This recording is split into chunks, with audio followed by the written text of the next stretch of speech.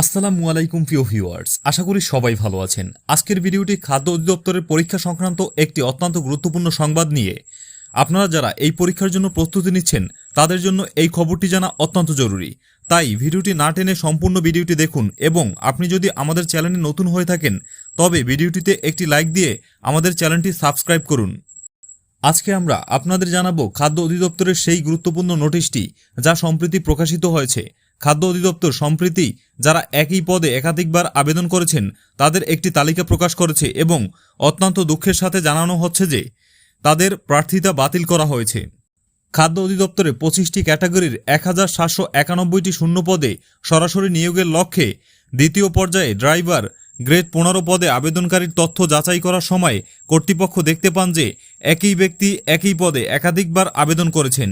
এটি একটি গুরুতর অসঙ্গতি, কারণ নিয়োগ বিজ্ঞপ্তির 8 নং অনুচ্ছেদে ও শর্তে স্পষ্টভাবে উল্লেখ করা হয়েছিল যে কোনো প্রার্থী একই পদে একবারের বেশি আবেদন করতে পারবেন না। একই পদে একই প্রার্থীর একাধিক আবেদন পাওয়া গেলে তার প্রার্থিতা বাতিল বলে গণ্য হবে। অনেক ক্ষেত্রে দেখা গেছে যে প্রার্থীরা তাদের শিক্ষাগত যোগ্যতা, ব্যক্তিগত তথ্য অথবা অন্যান্য তথ্য সামান্য পরিবর্তন বা বিকৃতি ঘটিয়ে একাধিক আবেদন জমা দিয়েছেন, যা সম্পূর্ণভাবে নিয়ম বহির্ভূত। এই ধরনের কাজের ফলে প্রকৃত যোগ্য প্রার্থীরা বঞ্চিত হতে পারেন। তাই কর্তৃপক্ষ এই ধরনের অনিয়ম বন্ধ করার জন্য কঠোর পদক্ষেপ গ্রহণ করেছে। কর্তৃপক্ষ এই নিয়ম লঙ্ঘনের বিরুদ্ধে শূন্য সহনশীলতা নীতি অবলম্বন করে। দ্বিতীয় পর্যায়ে ড্রাইভার গ্রেড 15 পদে জমা পড়া ৯,৯৮৫টি আবেদনের মধ্যে মোট 8টি আবেদন বাতিল করেছে। এই 8টি আবেদনকারীকেই নিয়োগের জন্য অযোগ্য ঘোষণা করা হয়েছে।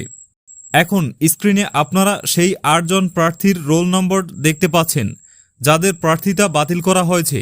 আপনারা দয়া করে তালিকাটি ভালোভাবে দেখে নিন এবং নিশ্চিত হয়ে নিন যে আপনার রোল নাম্বারটি এর মধ্যে নেই।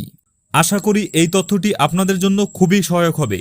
আবারও মনে করিয়ে দিচ্ছি, আপনারা যারা খাদ্য অধিদপ্তরের পরীক্ষার জন্য আবেদন করেছেন তারা অবশ্যই এই বিষয়টি নিয়ে সতর্ক থাকবেন। আর ভবিষ্যতে যে কোনো সরকারি চাকরির পরীক্ষার ক্ষেত্রে আবেদন করার সময় বিজ্ঞপ্তির সকল শর্তাবলী খুব মনোযোগ সহকারে পড়ে নেবেন। ভিডিওটি দেখার জন্য ধন্যবাদ। আমাদের চ্যানেলের সাথেই থাকুন এবং আরও গুরুত্বপূর্ণ তথ্যের জন্য সাবস্ক্রাইব করে রাখুন। দেখা হচ্ছে পরের ভিডিওতে।